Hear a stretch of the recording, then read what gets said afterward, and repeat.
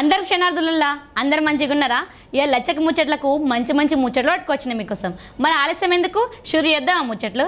ముందుగా అయితే హెడ్లైన్స్ చూడరు. మరి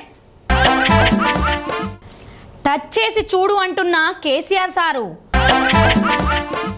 పాపికొండలకు వస్తున్నారు పబ్లిక్, స్టార్ట్ అయింది బోటింగ్,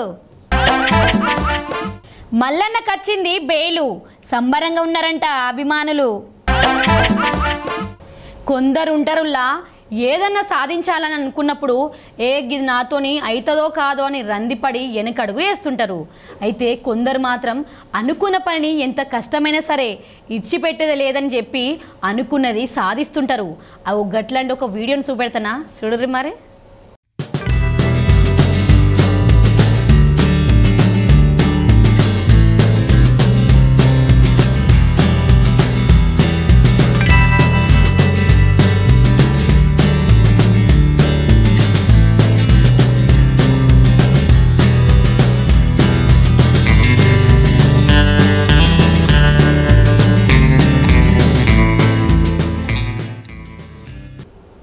చూస్తున్నారా ఉల్లకి బుజ్జిని? అబ్బబ్బా ఆగకుండా ఎట్లా దునుకుతున్నదో కదా. నిజంగానే పాప అట్లా చేస్తున్నదా లేకపోతే గ్రాఫిక్స్లకి ఇట్లా చూపెడుతున్నదా అనుకోకుర్రి. ఇదంతా సుతా నిజంగానే చేస్తున్నది. చేతులతోని ఇట్లా చేస్తున్న ఈ ఎక్సర్సైజ్ను హ్యాండ్ స్ప్రింగ్ అంటారు. ఎవరైనా దీన్ని చేయాలంటే చాలా మెల్లమెల్ల చేస్తుంటారు. కానీ ఈ పాప ఒక్క నిమిషం టైంలోనే ఇట్లా మస్తు స్పీడ్గా వేసి గిన్నీస్ రికార్డులకు ఎక్కింది. చూస్తా అంటే పిట్ట పిల్ల లెక్కనే ఉన్నది కానీ మస్తు హుషారుగా ఉన్నది ఈ పిల్ల.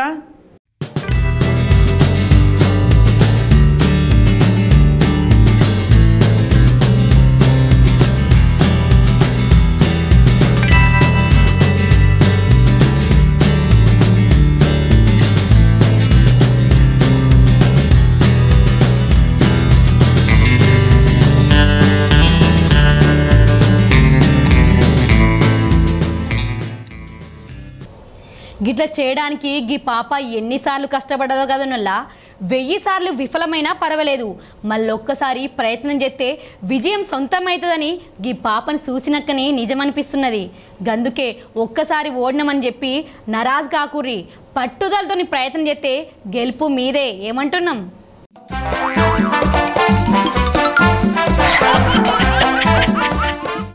ఇల్లాలు ఇంటిని చక్కబెడితే మగవాళ్ళు బయట కాయ కష్టం చేసి కుటుంబాన్ని సాకుతుంటారు. అయితే కుటుంబ భారాన్ని మోసే ఇంటి పెద్ద దిక్కును కోల్పోయినలా బాధ చెప్పవశం కాదులా. గిట్లా పెనిమిడి చనిపోతే కుటుంబ భారాన్ని భుజాల మీద వేసుకున్న ఒక అక్క గురించనులా ఇలా మనం మాట్లాడుకునేది.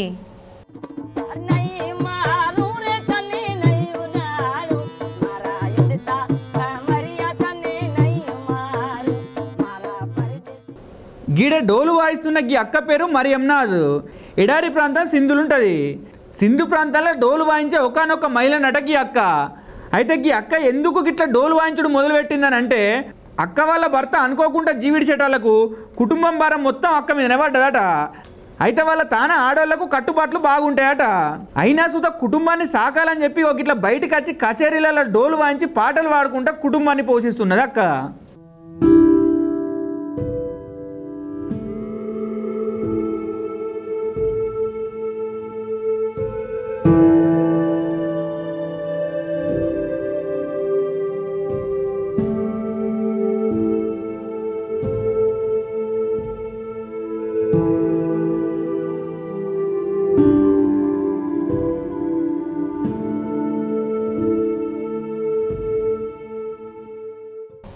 చూసిలు కదా, పెనిమిటి జీవిడ్చి విధి ఎక్కిరించినా కూడా ధైర్యం కోల్పోకుండా అక్క కట్టుబాట్లను కూడా కాదనుకొని ఎట్లా కుటుంబాన్ని సాకుతున్నదో.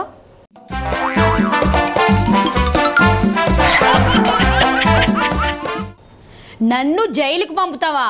అంత దమ్మున్నదా? ఒక్కసారి టచ్ చేసి చూడు, అసలు బతికి బట్టగడతావా?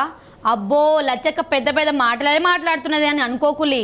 ఈ మాటలు అన్నది నేను కాదు, సీఎం కేసీఆర్ సారు. ఆదివారం నాడు సీఎం సారు విలేకరుల మీటింగ్ పెట్టి చాలా ముచ్చట్లే మాట్లాడిండు. అసలు సార్ ఏం మాట్లాడిండో ఓపారి అరుచుకుందాం. చెప్పులి సారు, ఎవరి మీదనో బాగానే గరం అవుతున్నారు. ఏ నైతికతతో మాట్లాడతావు అంటే అడ్డం పొడువు ఇష్టం వచ్చినట్టు నోటికొచ్చినట్టు ఏదైనా సరే మాట్లాడచ్చని చెప్పి ఒక అహంకారంతో మాట్లాడతావు. మితిమీరి అతిమీరి అడ్డదిడ్డంగా మాట్లాడుతూ ఉన్నారు. ఇదే రాష్ట్ర బీజేపీ అధ్యక్షుడు చాలా చిల్లరగా, చాలా నీచంగా, చాలా దారుణంగా కేసీఆర్ను జైలుకు పంపిస్తాం, మా వ్యూహం మాకుంది, మా జాతీయ అధ్యక్షుడు చెప్పిండు నాకు అని బహిరంగ ప్రకటనలు చేసిండు. ఆహా, బీజేపీ రాష్ట్ర అధ్యక్షుడు బండి సంజయ్ అన్న మీదనా గీ కోపం? అయినా ఇలాంటి మాటలను మీరు పట్టించుకుంటారా సారు? అయినా మేము కేర్ చేయలే, ఏనుగోంగా ఎన్ని కుక్కలు మరుగుతాయి అనుకుని. మరి మీరు దీనికి ఏమంటారు సారు? జైలు పంపుతావాను, ముడతావా కేసీఆర్ను? ముట్టు చూడు బిడ్డ, టచ్ చేసి చూడు కేసీఆర్ను. కేసీఆర్ను జైలుకి పంపి నువ్వు ఇక్కడ బతికి బట్టగాడి తిరుగుతా అనుకుంటున్నావా? ఏమి మేము చేతులు ముడుచుకోకూర్చున్నాం అనుకుంటున్నావా? ఇష్టం వచ్చినట్టు మాట్లాడచ్చునా? ఆహా, మాట్లాడద్దు సారు. ఇష్టం వచ్చిన ప్రచారాలు చేయొచ్చునా? అస్సలు చేయొద్దు సార్. సోషల్ మీడియాలో ప్రచారం, బయట ప్రచారం అన్ని అబద్ధాలు. సారు, గీ ముచ్చటట్టు ఉంచితే కేంద్ర సర్కారు పెట్రోల్ డీజిల్ ధరలు తగ్గించింది కదా, మిమ్మల్ని సుతం తగ్గేమని చెప్తున్నాయి కదా, దీనికి మీరు ఏమంటారు సారు? ఇదేదో మేము ఘనకార్యం చేసినాం. పెంచింది కొండంతా, తగ్గించింది పిసరంత. కొండంత పెంచి పిసరంత తగ్గించి, ఇంకా ఈ గొప్పతనానికి, మేము చేసిన గొప్పతనానికి, మేము చేసిన మోసానికి మీరు రాష్ట్రాలు కూడా తగ్గించండి. మేము ధర్నాలు చేస్తాం. ఎవరు ధర్నా చేయాలా? ధర్నా మీరు చేయన్నా, మేము చేయన్నా? నేను ఇప్పుడు డిమాండ్ చేస్తా ఉన్న కేంద్ర ప్రభుత్వాన్ని, ఈ రాష్ట్ర బీజేపీ, సెస్ విత్డ్రా చేసుకోండి మొత్తం. కమాన్ విత్ డ్రా సెస్. 105 రూపాయలు దాటనే లేదు. ప్రజల మీద భారం వేయొద్దంటే, మీకు ప్రజల మీద ప్రేమ ఉంటే డెఫినెట్గా మీరు 77 రూపాయలకి పెట్రోల్ ఇవ్వాలి. 2014 రేట్కి ఇవ్వచ్చు. పెరగలే, మీరు పెంచారు. ప్రజల మీద మీరు భారం వేసారు. అధికారంలోకి వచ్చినప్పటి సంది వ్యాట్ని అస్సలే పెంచలేదంటారు సార్ మీరు? సైమల్టేనియస్లీ రాష్ట్రం ఒక పైసా పెంచలేదు. ఆనాడు ఎంత ఉందో మేము అధికారంలోకి వచ్చినాడు వ్యాట్ మేము పెంచగలిగే ఒక వ్యాటే. వ్యాట్లో మేము ఒక నయా పైసా, రూపాయి కాదు నయా పైసా కూడా పెంచలేదు. పక్కనున్న ఏపీ అన్న కనీసం వాళ్ళు రోడ్డు సెస్ అని చెప్పి ఒక రూపాయి తీసుకుంటారు, కానీ మేము రూపాయి కాదు పైసా కూడా తీసుకోలేదు. కేంద్ర సర్కారు మన రాష్ట్రానికి రావాల్సిన డబ్బులు పంపుతున్నారంటున్నారు కదా బీజేపీ లీడర్లు. మొత్తం మీద ఈ 7 ఏళ్లలో, గతించిన 7 ఏళ్ల కాలంలో రాష్ట్రానికి కేంద్రం నుంచి వచ్చిన సొమ్ము కేవలం 42,000 కోట్ల రూపాయలు. Only 42,000 crores. అది అన్ని రాష్ట్రాలకు వచ్చినట్టు మనకు వచ్చింది. మెయిన్గా దానిలో 2-3 స్కీమ్లే ఉంటాయి. ఒకటి నరేగా, రెండవది NRHM, national rural health machine, మూడవది సర్వశిక్షా అభియాన్ అని ఎడ్యుకేషన్. ఇంతకు మించి రావు డబ్బులు. ఒక్కరోజు కూడా 1 రూపాయి ఇవ్వలేదు. స్టేట్ రీఆర్గనైజేషన్ చట్టం ఏదైతే ఉందో ఆ చట్టం ప్రకారంగా 450 కోట్లు మనకు రావాలి బీఆర్జీఎఫ్ ఫండ్స్. అంటే రాష్ట్ర సర్కారే కేంద్రంకు ఆమ్దాని ఇస్తున్నది అంటున్నారా? మేము డబ్బులు ఇస్తే మేము డైవర్ట్ చేసినట్టు మాట్లాడడం. ఇచ్చిన డబ్బులు మిమ్మల్ని జాదే తెలంగాణ ఇయ్యాల. అంటే మీరు లెక్కలేసుకొని చెప్తున్నారా సారు? అది నేను చెప్తలేను, రిజర్వ్ బ్యాంక్ ఆఫ్ ఇండియా చెప్పింది. It's not my statement. Reserve Bank of India best contributing స్టేట్స్లో the best contributing state is Telangana అని చెప్పింది. మేము ఇచ్చే డబ్బుల మీద మీరు నడుపుతారు ఢిల్లీ, మీరు ఇచ్చే డబ్బుల మీద మేము నడపలేము. మరి కేంద్ర సర్కార్కు మీరు ఏం డిమాండ్ చేస్తున్నారు మరి ఇప్పుడు? ఉత్తర భారతంలో రైతులు ఎవరైతే కొట్లాడుతున్నారో వాళ్ళకి అండగా నిలుస్తాం. రైతు వ్యతిరేక చట్టాలు మొత్తం విత్డ్రా చేసుకోవాలి, ధర్నా చేస్తాం. పెట్రోల్ మీద పెంచినటువంటి సెస్సులు పెట్రోల్ డీజిల్ మీద వెంటనే విరమించుకోవాలి. మిమ్మల్ని పండనీయం నిల్వనీయం. తెలంగాణలో పండించే వరి ధాన్యాన్ని పూర్తిగా కొనుగోలు చేయాలి. రేపటి నుంచి అగ్గి పెడతాం దేశంలో. ఎక్కడ ఏం పెట్టినా మాకు తెలుసు. మీ అడ్డదిడ్డం పనులకు, మీ ఇష్టం వచ్చిన మాటలకు చాలా మర్యాదగా ప్రవర్తించినాం ఇప్పటిదాకా. But there is a limit for everything. TRS సర్కారు ధాన్యం కొంటలేదని బండి సంజయ్న చెప్తున్న మాటలకు ఏమంటారు మరి మీరు? దమ్ముంటే ఈ రాష్ట్ర అధ్యక్షుడు నోటి మాటలు సొల్లు పురాణాలు మాట్లాడడం కాదు, పోయి తీసుకొని రా ఆర్డర్ను, నేను నిలబడేపిస్తా వరిధాన్యం. 70-80 లక్షలలో ఇప్పుడు వరిధాన్యం వేసే అవకాశం ఉంది తెలంగాణకు. అద్భుతమైన ఉత్పత్తి వస్తూ ఉంది. రైస్ మిల్లర్లు కూడా వాళ్ళ కెపాసిటీ పెంచుకున్నారు. తీసుకురా నువ్వు ఆర్డర్. నువ్వు కేంద్రం వడ్డు తీసుకుంటా అంటే కేసీఆర్ వద్దంటుండా? ఏం చెప్తున్నావు నువ్వు? ఎంత బాధ్యతారహితంగా మాట్లాడుతున్నావు? నువ్వు మాట్లాడవచ్చునా? అట్లా మాట్లాడి తిరుగుతా అనుకుంటున్నావు తెలంగాణలో? కేసీఆర్ బతుకుండగానే తెలంగాణ రైతులు నాగం చేస్తావా నీ సొల్లు పురాణంతో? చేయగలుగుతావా? దా, నువ్వు కొంటాను నిన్న మాట్లాడినావు కదా, మెడలు వంచుతాను, నీ మెడలు నేను వంచాను. మరి నీ మెడలు వంచులుగా ఇరుస్తాం దమన ఒక రైతుల ధాన్యం తీసుకోకపోతే. తెస్తావా ఆర్డర్? నీ పార్టీ అధికారం ఉంది కదా ఢిల్లీలో, తీసుకొని రా, వారం లోపల తీసుకురా. అడ్డం పొడుగు మాట్లాడడం కాదు కదా. పంటల మార్పు గురించి మీరు చెప్పిలా కేంద్రం చెప్తుందా? ఒకవైపునేమో పంటల మార్పిడి చేయించండి, వరిధాన్యం వేయించకండి అని రాతపూర్వకం ఇస్తారు, మీకు ఇచ్చిన సెట్లలో ఉంది, దయచేసి మీరు చూడండి అది. ఆన్ ద అదర్ హ్యాండ్ వరిధాన్యం వేయమంటావు నువ్వు అంటావు. ఢిల్లీ బీజేపీ వరిధాన్యం వేయొద్దంటది, ఇక్కడ సిల్లీ బీజేపీ వరిధాన్యం వేయాలంట. ఏది కరెక్టు? ఢిల్లీ బీజేపీ కరెక్టా, ఇక్కడ సిల్లీ బీజేపీ కరెక్టా? ఏమో సారు. What is right? కేంద్ర మంత్రికి చెప్పిల్లా? ఏం చెప్పిల్లు సార్ మరి? నేను కేంద్ర మంత్రిని అడిగిన నిన్న, ఏమండి మరి నువ్వు నాకు స్వయంగా ఇట్లా చెప్పినావు, మార్చమని చెప్పినావు, నాతో రాయించుకున్నావు, బాయిల్డ్ రైస్ ఒక కిలో కూడా ఇయ్యమని చెప్పి ఇంకో 5 లక్షలు నిజంగా పెండింగ్ పెట్టుకున్నావు, ఈ సంవత్సరం టార్గెట్ ఇవ్వమంటే ఇస్తలేవు, ఇంకా తెలుస్తలేదు. మరి మీ అధ్యక్షుడు వరి మాత్రమే పండించండి, ఎట్లా కొనరో చూస్తాం, ఎవరు కొంటారు, నువ్వా నేను కొనేదని అడిగాను. నేను ఐసా కైసా బోల్తే బోలే, ఇలా పేపర్లలో వస్తే తెప్పించుకొని చూడమని చెప్పింది. ఎలక్ట్రానిక్ మీడియాలో ఆల్రెడీ వచ్చింది, నువ్వు తెప్పించుకొని చూడు, పేపర్లు తెప్పించుకొని ఎలా మీ ఇంటెలిజెన్స్ ద్వారా తెప్పించుకోండి ఏం మాట్లాడిండో అని అడిగినాం. నేనేమంటున్నా అంటే నువ్వు తీసుకురా, ఆర్డర్ తీసుకురా, కేంద్రం కొంటా నేను వద్దంటున్నా. రైతులు చాలా పరేషాన్ అవుతున్నారు సారు, వాళ్ళకి ఏం చెప్తారు మీరు? యాసంగిలో వరి పెట్టుకునే అవకాశం డిసెంబర్ ఎండింగ్ దాకా ఉంటుంది. నేను తెలంగాణ రైతాంగానికి ఒకటే మనవి చేస్తా ఉన్నా, డిసెంబర్ చివరి దాకా కూడా మనం వరి ధాన్యం పెట్టుకోవచ్చు. ఈ సిల్లీ బీజేపీ, దొంగ బీజేపీ ఆర్డర్ ఇస్తుందా? ఈ ఆర్డర్ తీసుకురా, 1.5 కోటి టన్నులు తీసుకుంటాం బాయిల్ రైస్ అని చెప్పి తీసుకురా, మొత్తం నేనే సీడ్ సప్లై చేయించి బ్రహ్మాండంగా నేనే పంట వేపిస్తాను నిలబడి, అన్ని జిల్లాల మంత్రులు ఎమ్మెల్యేలు నిలబడి బ్రహ్మాండంగా పొలాలు చేపిస్తాం, కావాల్సినంత పట్టేది వాటర్ మీద ఫుల్ పవర్ సప్లై చేస్తున్నాం, పెట్టుబడి ఇస్తున్నాం రైతాంగానికి, మేమే వేయిస్తాం మరి పంట, తీసుకురాను అంటే ఏమన్నట్టు? ఇది బాధ్యతారహితంగా ఇష్టం వచ్చినట్టు సొల్లు పురాణం మాట్లాడుకుంటా, అబద్ధాలు ప్రచారం చేసుకుంటా మేము ఇట్లా తిరుగుతామంటే ఇప్పటిదాకా చెల్లింది. But now you will face. హుజురాబాద్లా ఓడిపోయిలు కదా, మరిగా ముచ్చట గురించి ఏం చెప్తారు సారు? ఒక రాజకీయ పార్టీ అయిన తర్వాత ఎలక్షన్ గెలుస్తాం, ఓడతాం, మస్తు జరుగుతుంటాయి. మన నాగార్జున సార్ కాన్స్టిట్యూన్సీలో ఇదే బీజేపీ చిత్తుగా డివైడ్ పోయింది. అప్పుడేం మాట్లాడతారు? ఏదో పెద్ద ప్రళయం బద్దలైపోయినట్టు హుజురాబాద్ ఒక ఎలక్షన్ వస్తుంది, పీక్తుంది ఇష్యూ.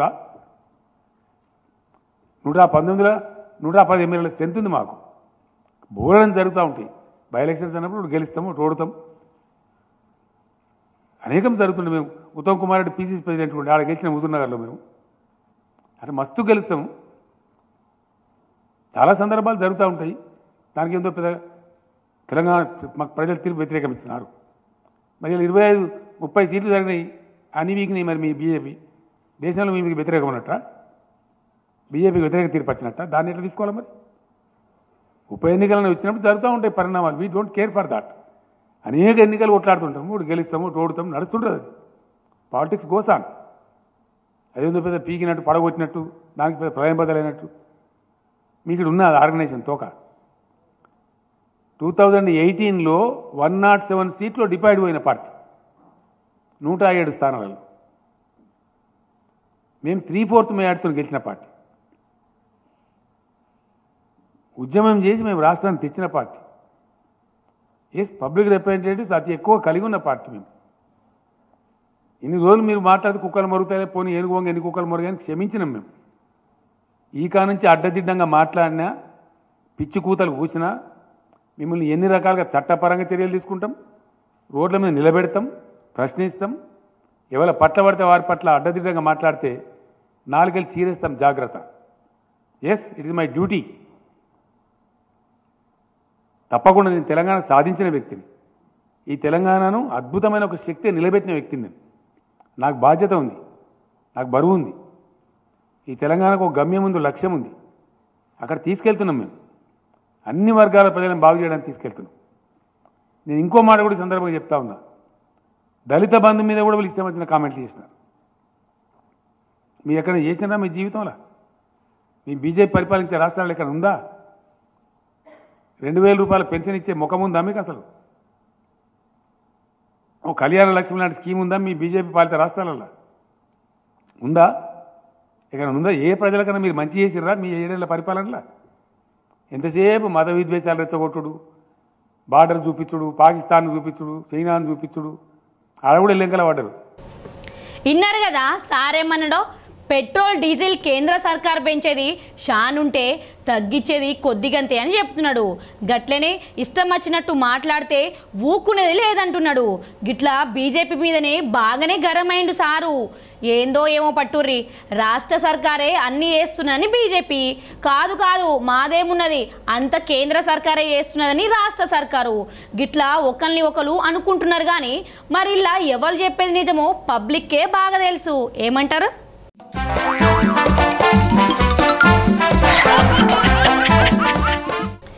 దినం తీరికలేని పని ఒత్తిడి, రోజుండే పనులతోనే బిజీ జీవితం. అయితే వీటన్నిటికీ ఒక రోజు విరామం ఇచ్చి విహారయాత్రకు పోతే మనసు ఎంత నిమ్మలమవుతుందిలా.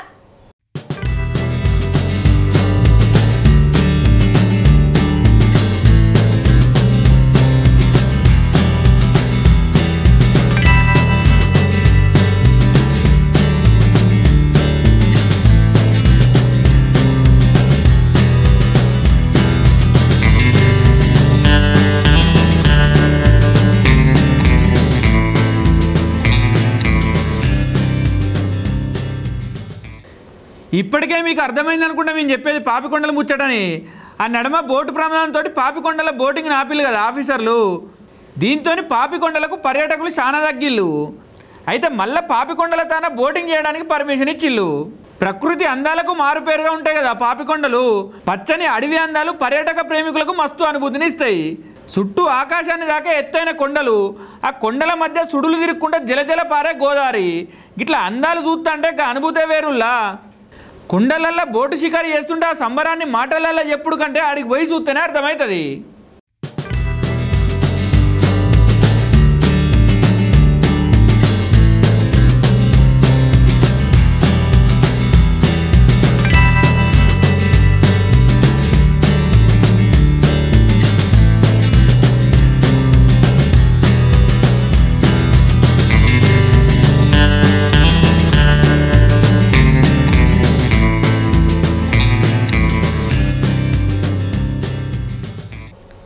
గిట్లా ప్రకృతి అందాలు తనివి తీర చూసుడు ఎవ్వరికైనా ఇష్టమే కదనుల్లా.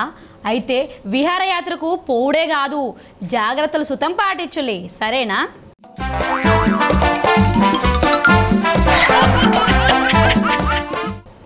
ఆ నడుమ అనేకమైన కేసుల మీద జైలు పాలైంది కదా తిన్మార్ మల్లన్న. ఎప్పుడెప్పుడు జైలు నుంచి మల్లన్న బయటికి వస్తాడని ఎదురు చూసిన మల్లన్న అభిమానులకు దిల్కుష్ చేసే తీర్పచ్చిందిలా.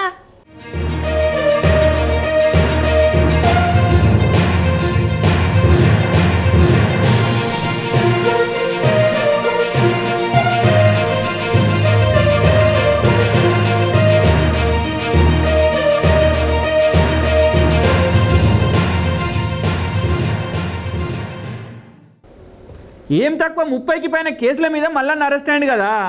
అప్పుడత్తాడు ఇప్పుడత్తాడని మల్లన్న అభిమానులు ఎదురు చూసిళ్ళు. అయితే 74 రోజుల సంధి జైల్లోనే ఉన్నాడు మల్లన్న. అయితే ఆయన మీదున్న 6 కేసులను కొట్టేసి మిగతా వాటికి బెయిలిచ్చింది. దీంతో చాలా రోజుల నుంచి జైలు జీవితం గడిపిన మల్లన్న బయటకు వస్తాడు అన్నట్టు.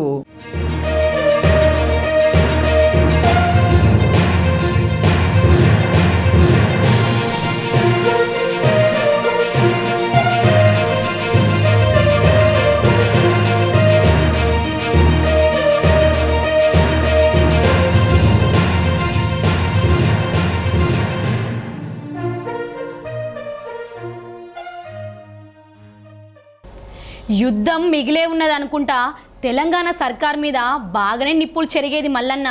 అయితే డబ్బులు డిమాండ్ చేసిన కేసుల జైలు పాలైండు.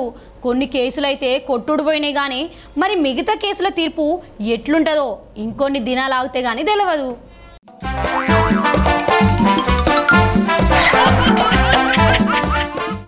ఇగో ఇవ్వుల్లా ఇవాళ లచ్చక ముచ్చట్లు. మరిన్ని ముచ్చట్లతో మళ్ళీ కలుసుకుందాం. అంతవరకుంటా మరి.